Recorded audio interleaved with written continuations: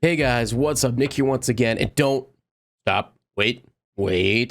Before you hit the dislike button, I want to say right off the bat, this is not a bashing video on the Steam Deck. I love this thing. I've made a ton of videos off it already. If you're new to the channel, first, hello, my name is Nick.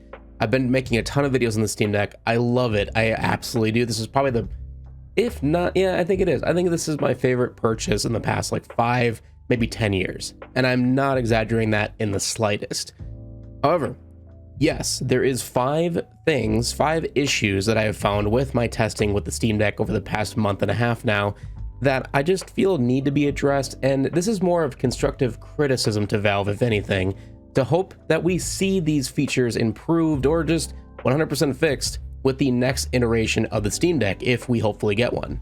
A lot of people have been speculating they're going to be making a Steam Deck 2 or a Pro model per se. Either way, if they do end up getting one, I'm definitely going to be trying it out and getting my hands on one just for you guys, and of course for myself because I love using it myself. But that being said, switching over here to the top cam, the Steam Deck has a lot going for it. It's got a lot of amazing features. I did a full video review on my channel. I'll have a link of that in the description below if you haven't checked it out. It's an hour long. It's a beefy video, a lot of content, but it goes over pretty much everything the Steam Deck can do, and I didn't even cover all of it in that video. So if that doesn't tell you right off the bat right there that this thing is amazing, I don't know what else will. But there is 5 things that I wanted to gather for this video to go over to show you guys. There is some things that could be improved on with the Steam Deck, and there is still more than that even than what I have on my list, but I didn't want to make this a big nitpicky video or make it sound like I don't like the Steam Deck. That's not my intention at all. But let me know in the comment section below, do you have a Steam Deck, or are you looking at this video looking for reasons to not buy one? Because if that's the case, this video will not help you. Again, watch my full video review. That will be a better alternative to showing you if you should purchase the Steam Deck or not. That being said, going into my first issue with the Steam Deck, it's the mushy buttons and basically the weight of the device. In my full video review, I did go into this more in depth, and it is a heavier device. But to be completely honest with you, it's a handheld PC. It's just disguised as a gaming device. Of course, if you put it up against a Nintendo Switch, it's no contest. This is lighter, more portable. You could probably fit this in a pair of guy jeans. It's an awesome device to have on the go. It's super easy to bring with you, and you don't even really need a carrying case, although I would recommend it because you don't want to scratch the screen. But when it comes to Steam Deck, like holding this, it's a beefcake. It's hefty.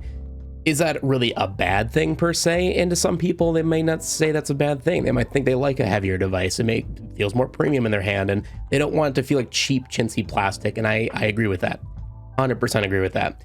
However, it is a problem in the sense that when you do play games for a long period of time, or if you're trying to lay in bed and you're laying down, you're holding the Steam Deck above you, this can get heavy pretty quickly. A lot of fatigue on your arms, your wrists, your hands, you name it.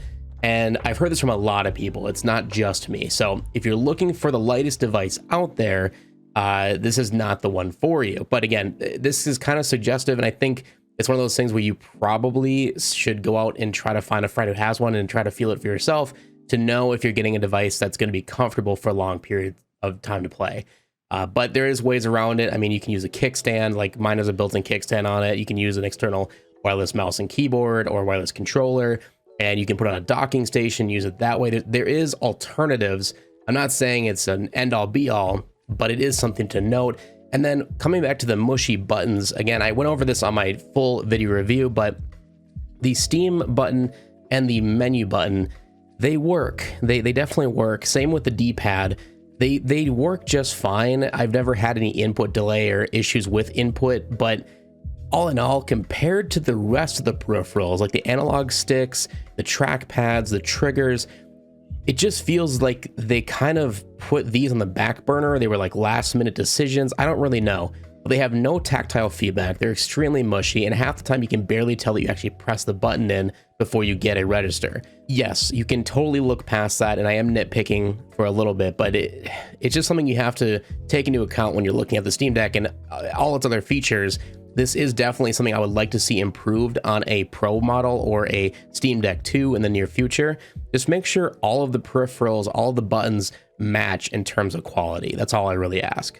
Now moving on to number 2 on the list of issues, and this is a big one. This is a lot of people made this comment on my full video review because I praised the LCD display for what it is, but rightfully so, people have their gripes with it. And in the future, in a new iteration of the Steam Deck, I would love to see an OLED display. The Switch has even gotten their version of the OLED. This is the original OG, it's not the OLED.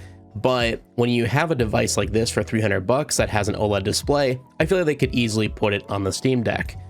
Does it need to be bumped up to 1080p resolution? In my opinion, no.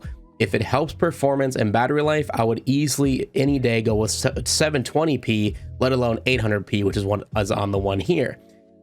However, the issues with the LCD display that we wouldn't have with an OLED is you don't have the screen bleed issues.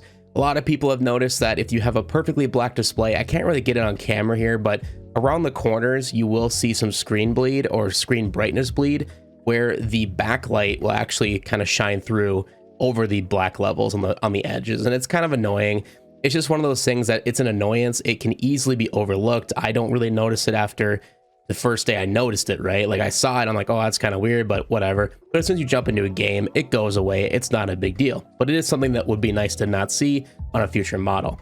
It is also only up to 400 nits of brightness, which today's smartphones, when they can go up to 1,000 plus nits, it's kind of a shame that this doesn't go higher than 400.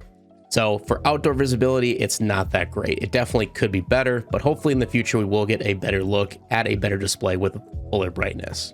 We also have really big bezels on the left and the right. The top and bottom are a little bit skinnier. They're not as noticeable, but it is something a lot of people notice. They're like, man, why doesn't it just fill up the whole screen? I think probably that relates to the aspect ratio. It would ruin it or stretch it out and make it look weird. And it is already at a weird aspect ratio, which is another thing I would like to see in the future version would be a 6:9 aspect ratio, because that's what most widescreen televisions and games are set to these days. So moving it to a 6:9 versus the 6.10 that we have here would lead to less issues overall and less issues with games that I've seen with especially overseas games like Resident Evil titles. They are all set at 6:9 native and you can't change that. So even though we already have bezels on the top of the Steam Deck, you will see more bezels, a little bit extra, if you will, because it's a 6:9 aspect ratio. So all in all, I would like to see an OLED display in the future, because the last good things about OLEDs, of course, is the blacks are super deep and rich versus the colors are really poppy, and you can turn off individual pixels. So it could even, in that sense, help with battery life too. So OLED would all around be a better alternative. I understand it's more expensive, and if it raised the price by even like $100, personally, I would pay that just for an OLED display. Moving on to number 3, which is battery life. And this is, again, a big thing I touched in my full review, but battery life is probably the biggest knock to the Steam Deck for pretty much any user, whether you're a power user or you're just a casual gamer that just wants to have something on the go. The battery life is going to be the biggest hindrance. Yes, thank God there's a ton of alternatives out there nowadays. We have power banks you can bring with you. And of course, USB-C is very universal. You just bring a cable with you and plug it into any USB port and you can charge it. Now, it does require 45-watt charging for fast charging. And people have told me you don't need 45 watts. You can use a slow charger. That is only if you're not playing with the device. If you're actually playing a game or using the device while it's charging, it needs that fast charging to even gain any percentage. I've tried it. So the only way you can charge it without a fast charger or a 45-watt charger, it will charge like 1% every 20 minutes, pretty slow, but it has to be off. It can't even be in sleep mode. So keep that in mind. That's a big thing. But I roughly get maybe an hour and a half to 2 hours of gameplay if I'm running a AAA title. Yes, that's not very good. But in most instances, it's not a big deal because I'm always near a charger anyway, or if I'm out and about, I have a car charger that works with it, and same with a power bank. So it just comes to one of those things like, do you worry about having to bring those things with you or worry to always be near an outlet? If that's the case, and you don't want to take this like camping, for instance, where you may not have a energy source near you, that could be a big reason to probably wait for a future iteration that might have a bigger battery. But I 100% understand they had to make the battery smaller in order to make the weight lighter, at least as light as possible.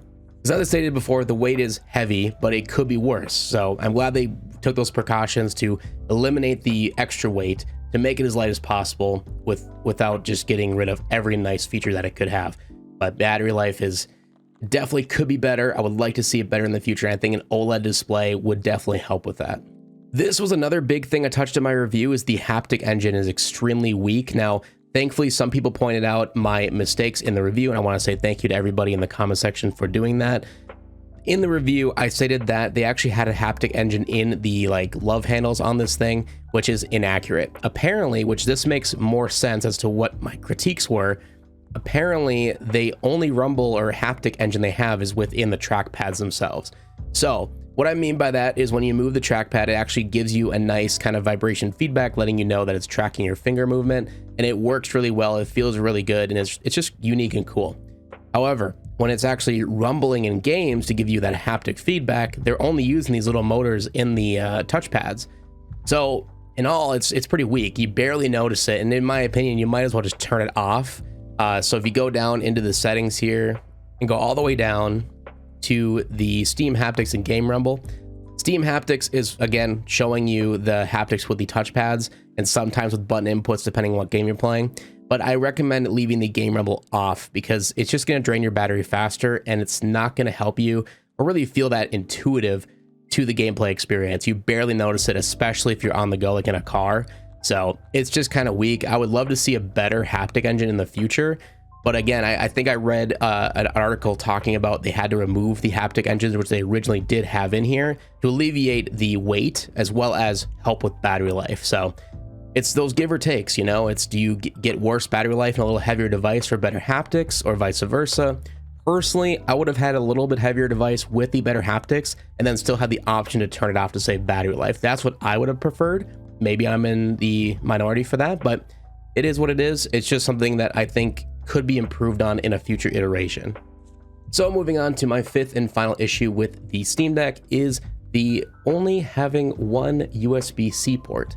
Yes, of course, I know what you're thinking. Yes, you can plug in a port system or a docking station or a hub system or whatever to convert that USB-C into multiple USB cables and more USB ports, I should say. And yes, there's ways around it. That's awesome. And it's great that there's alternatives out there and they work great. I've tried them on this thing and they are awesome. But there is instances where I just wish they had two of these, not only just for extra ports for charging or whatnot, but I would like to have one on the bottom of the device versus just on the top, because there has been times where I've been sitting on my couch and having the cable sticking out of the top is just a little bit cumbersome when you're trying to play a game at the same time of charging, where if you have it coming out of the bottom, it's just more natural.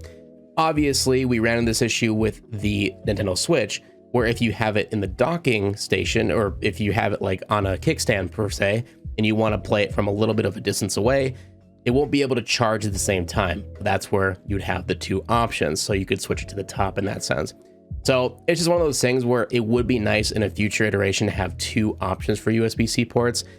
I totally understand they might not have had the space inside of this thing for everything that it does have to implement a second one, but if they somehow can do that in a future iteration, that would be the best alternative. It's just to have an extra port for, and then on top of that too, you could plug in an extra hub or an extra whatever you want peripheral without having to buy a separate hub. It would be pretty cool. So with that, those are essentially my 5 issues at the moment with the Steam Deck that I've noticed. And again, this is just 100% meant to be constructive criticism to hopefully see these fixed for a future version of the Steam Deck, a la a pro version or a second iteration altogether. Let me know again in the comment section below what you guys think of the Steam Deck. Have you been enjoying it? Are you looking at buying it? Are you looking again for ways to not buy it or some reason like that? Let me know in the comment section below. But with that, leave a like to show your support. As always, subscribe so you don't miss the next one, and we'll hopefully see you in the next one. Peace out. Hey guys, Nick here once again. I just wanted to pop in real quick just to say thank you so much for watching my video, and I wanted to give a huge shout out to my members of the channel. Vinny Severiman, I really hope I said that name correctly, and my man Thrasher the Black Stallion. These guys are single-handedly keeping this channel alive with their amazing support. And you guys can also support the channel by clicking the little join button right at the bottom of every video for as little as $1 a month. Trust me, it helps any way, shape, or form towards the channel for me to buy new products in order to review for you guys and just to help pay the bills. Really, it truly just helps that much. So Thank you guys so much for all your support. It's been amazing. We're almost to 14,000 subscribers. I cannot believe that, but this has been a wild ride, and I'm glad to have you here with me. So with that, hope you guys have a good one, and we'll hopefully see you in the next one. Peace out.